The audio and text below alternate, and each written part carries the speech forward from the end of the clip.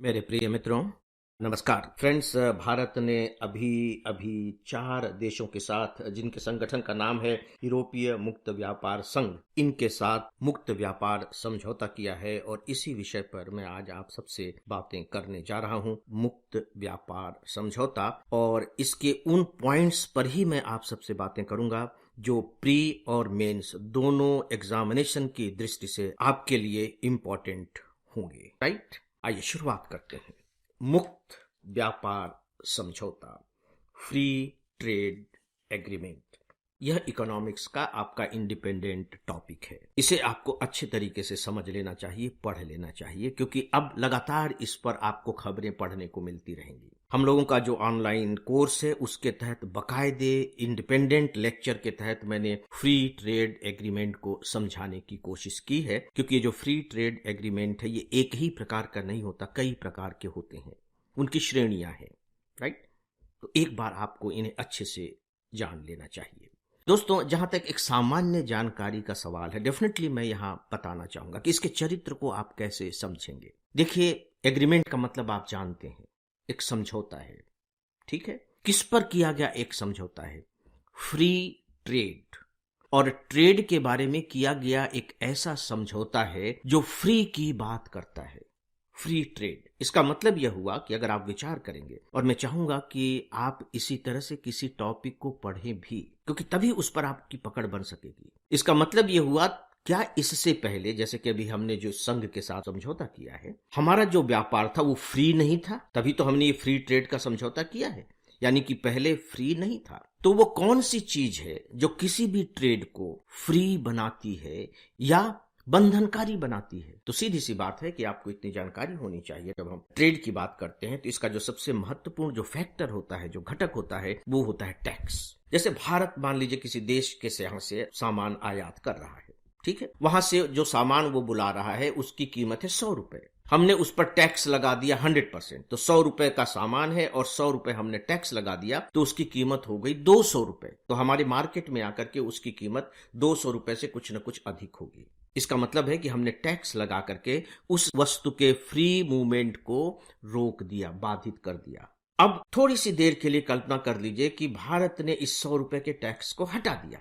वहां से सामान आ रहा है, वस्तु आ रही है और हमारे बाजार में 100 रुपए में पहुंच रही है, तो वो वस्तु 105 रुपए में बिक जाएगी। तो जो सामान हमारे यहां भेज रहा है, आप सोचिए कि उस वस्तु की मांग हमारे अपने बाजार में कितनी ज्यादा बढ़ जाएगी। तो जब हम फ्री ट्रेड कर रहे हैं तो याद रखिए कि केवल हम ही टैक्स नहीं घटा रहे हैं जो सामान हम आयात कर रहे हैं, बल्कि हम सामान निर्यात भी तो कर रहे हैं, दूसरे देश को भेजते भी तो हैं। तो सीधी सी बात है कि जब हम किसी देश के साथ समझौता करेंगे तो उसको भी हमारे सामान पर से टैक्स हटाना पड़ेगा या घटाना पड़ेगा, जो भी कह लीजिए। तो जब टैक्स कम कर दिए जाते हैं और सरकार आयात निर्यात की नीति को एक दूसरे के प्रति उदार बनाती है, तो सीधी सी बात है कि इसे हम कहते हैं फ्री ट्रेड समझौता। फ्रेंड्स, यहां मैंने वस्तु की बात कही है, लेकिन इसमें सिर्फ वस्तु ही नहीं है, इसमें इन्वेस्टमेंट भी होते हैं, इनमें सर्विसेज भी होती हैं। तो जब आप इस टॉपिक पर बाकायदे सिस्टमेटिक तरीके से तैयारी करेंगे तो ये सारे तथ्य आपको अच्छी तरह से स्पष्ट हो जाएंगे। यहां केवल मैंने समझाने के तौर पर एक सामान्य सी जानकारी आपको दी है।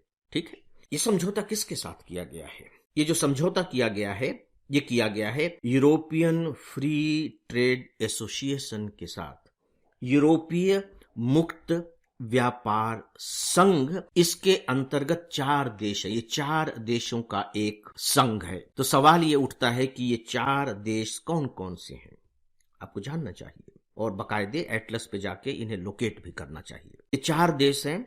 स्विट्जरलैंड, स्विट्जरलैंड का नाम आपके लिए जाना पहचाना सा होगा। भारत में भी जब कोई बहुत अच्छी प्राकृतिक स्थिति वाली जगह होती है, जैसे हिमाचल प्रदेश में एक जगह है, मुझे ध्यान नहीं आ रहा, खजराना इस तरह का कुछ नाम है, उसे स्विट्जरलैंड ऑफ इंडिया कहा जाता है। बहुत ही खूबसूरत देश है, हम लोगों को जाने का यहाँ मौका मिला है स्विट्जरलैंड। नेस्ले कंपनी का नाम अगर आपने सुना हो, नेस्ले सुना ही होगा, ये स्विट्जरलैंड की कंपनी है। तो एक है स्विट्जरलैंड, दूसरा है नॉर्वे का नाम भी आपने सुना होगा। सूरज के बारे में क्या कहा जाता है नॉर्वे में? याद करने की कोशिश कीजिए, आप सिविल सर्विस की तैयारी कर रहे हैं तो आपको मालूम होना चाहिए, वही नॉर्वे है। ये आइसलैंड, ये छोटा सा देश है, आइसलैंड और लिंगटेनस्टाइन, ये भी बहुत ही छोटा सा देश है। ये 4 देश है, मैं रिपीट कर रहा हूं, आपको मालूम होना चाहिए, क्योंकि प्री एग्जामिनेशन में हो सकता है कि यही पूछ लिया जाए कि आप बताइए कि EFTA देश के अंतर्गत कौन कौन से आते हैं। जरूरी नहीं है कि आपसे फ्री ट्रेड एग्रीमेंट के बारे में ही पूछा जाएगा, इसी तरह से क्वेश्चन बनते हैं। तो ये 4 देश हैं, स्विट्जरलैंड, नॉर्वे, आइसलैंड और लिंक्टेनस्टाइन। ये 4 देश हैं। अब सवाल ये है कि ये 4 देश बने क्यों, थोड़ा ये भी जान लेना चाहिए। यही तो यूपीएससी की तैयारी होती है। दोस्तों, आप जानते हैं कि यूरोप के जितने देश हैं, ज्यादातर जो देश हैं, उनका एक संघ बनाया गया है जिसे हम कहते हैं यूरोपीय आर्थिक समुदाय, जिसे हम कहते हैं यूरोपीय संघ। ठीक है, ब्रिटेन पहले इसमें था, कुछ सालों पहले ब्रिटेन इससे अलग हो गया। तो ज्यादातर यूरोप के देश इसके सदस्य हैं। कुछ देश इसके सदस्य नहीं बने, याद रखिए कि उसमें सभी देश मेंबर नहीं हैं। कुछ देशों ने इसकी सदस्यता स्वीकार नहीं की। तो जिन्होंने इसकी सदस्यता स्वीकार नहीं की, उनको फिर ये लगा कि भाई हम अपना एक अलग से ग्रुप बना लें और फिर हम आपस में कम से कम व्यापार कर सकेंगे। तो ये वो लोग हैं जो यूरोपीय समुदाय में शामिल नहीं होना चाहते थे। यह उन देशों का एक अंतर सरकारी संगठन है और इसका जो उद्देश्य था, देखिए फ्री ट्रेड शब्द है, आपस में हम अपने यहां मुक्त व्यापार को बढ़ावा देंगे। राइट, तो यह है यूरोपीय मुक्त व्यापार संघ। क्लियर हो गया? अब आपको मुक्त व्यापार समझौता भी क्लियर हो गया है और यूरोपीय मुक्त व्यापार संघ भी क्लियर हो गया है। तो इन 4 देशों के साथ, अलग अलग नहीं बल्कि संगठन के साथ भारत ने यह समझौता किया है। इसकी डिटेल में एग्जामिनेशन की दृष्टि से दोस्तों आपको जाने की जरूरत नहीं है, परेशान मत होइएगा। सीधी सी बात है कि अब जो इन 4 देशों के यहां से हमारे यहां जो सामान आएगा वो सस्ता हो जाएगा। कुछ इस तरह की चीजें शायद आपको मालूम भी हो, अगर आपने रोलेक्स घड़ी का नाम सुना हो, ओमेगा का नाम सुना हो, ये सब बहुत ही प्रसिद्ध घड़ियां, बड़ी पुरानी कंपनी की घड़ियां हैं, ये हमारे यहाँ आएंगी। तो अब हम चूंकि इस पर टैक्स कम कर देंगे तो ये सस्ती मिलने लगेगी। अगर आप चॉकलेट के शौकीन हैं तो आपको चॉकलेट भी सस्ता मिलने लगेगा, लेकिन इसमें भी थोड़ा सा वक्त लगेगा क्योंकि इसको लागू होने में लगभग 1 साल लगने की संभावना है। तो ये चीजें जो विदेशों से आती हैं हमारे यहाँ सस्ती हो जाएंगी। डेफिनेटली हमारी चीजें भी विदेशों में सस्ती होंगी। देखिए, जब तक दोनों देशों को फायदा नहीं होगा तब तक बात बनती नहीं है, और इसके भी बात बनने में लगभग 15-16 साल लग गए हैं। सोच करके देखिए, 15-16 साल। अखबारों में आप अक्सर पढ़ते रहते होंगे कि ब्रिटेन से कब से बात चल रही है, लेकिन बात बन नहीं रही है। अब लग रहा है कि शायद बात बन जाए कि ब्रिटेन के साथ हमारा मुक्त व्यापार समझौता हो सके। बहुत से दूसरे देशों के साथ भी हमारे व्यापार समझौते हैं। आपकी जानकारी के लिए मैं यहाँ थोड़ा सा बता दूंगा, जैसे हमारा श्रीलंका के साथ है, भूटान के साथ है, थाईलैंड के साथ है, सिंगापुर के साथ है, मलेशिया के साथ है, कोरिया के साथ है, जापान के साथ है, ऑस्ट्रेलिया के साथ है, संयुक्त अरब अमीरात के साथ है, मॉरिशस के साथ है और आसियान के साथ भी है। इन देशों के साथ हमारा मुक्त व्यापार समझौता है। ब्रिटेन के साथ बातचीत चल रही है, कुछ और भी देशों के साथ बातचीत चल रही है, लेकिन भारत अभी ब्रिटेन के साथ ये समझौता हो जाए इसके लिए बहुत उत्सुक है। और मजेदार बात है कि भारत भी इसके लिए उतना ही उत्सुक है, क्योंकि भारत का जो इतना बड़ा बाजार है उसकी ताकत को दुनिया समझती है। तो दोस्तों, उनके यहाँ से जो सामान आएगा वो हमारे यहाँ सस्ता हो जाएगा। खुद ये बताया गया है कि लगभग ये देश 15 सालों में हमारे यहाँ 8.5 लाख करोड़ रुपए का लगभग निवेश करेंगे। 8.5 लाख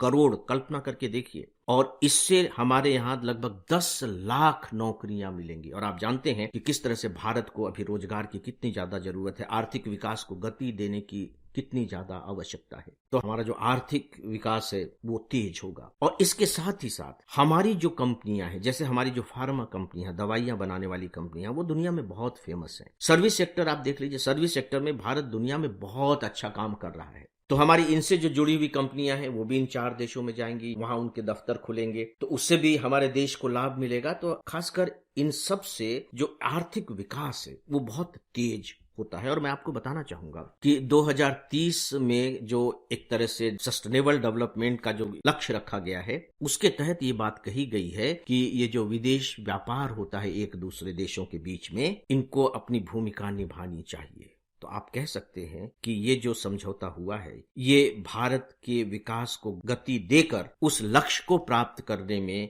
एक बहुत अहम रोल निभाएगा। तो फ्रेंड्स, ये कुछ बहुत ही महत्वपूर्ण जानकारियां थी मुक्त व्यापार समझौते के बारे में, जो हमने अभी यूरोपीय मुक्त व्यापार संघ के साथ किया है। मुझे नहीं लगता है कि इसके जो बहुत ही तकनीकी क्षेत्र हैं उनमें आप उलझे। एक तथ्य आपको यहाँ मैं और बताना चाहूंगा कि इन 4 देशों के साथ जो हमारा व्यापार संतुलन है वो हमारे बहुत विपरीत है। मोटे मोटे तौर पर केवल आप यह आंकड़ा अपने दिमाग में रखें कि हम इन चारों देशों को लगभग 2 अरब डॉलर का निर्यात करते हैं, केवल 2 अरब डॉलर। और मालूम है कि आयात कितने का करते हैं? आयात हम करते हैं लगभग 17 अरब डॉलर का। 2 अरब डॉलर भेज रहे हैं, 17 अरब डॉलर बुला रहे हैं, तो हमारा घाटा कितने का हुआ? 15 अरब डॉलर का घाटा हमारा हो रहा है। उम्मीद की जा रही है कि इस समझौते से हमारा ये जो घाटा है काफी कुछ संतुलन की स्थिति में आ सकेगा, या यूं कह लीजिए कि कम से कम तो हो ही जाएगा। तो दोस्तों, इस विषय के बारे में बस इतना ही। इसी के साथ ही आज के इस डेली ऑडियो लेक्चर को यहीं समाप्त करता हूं।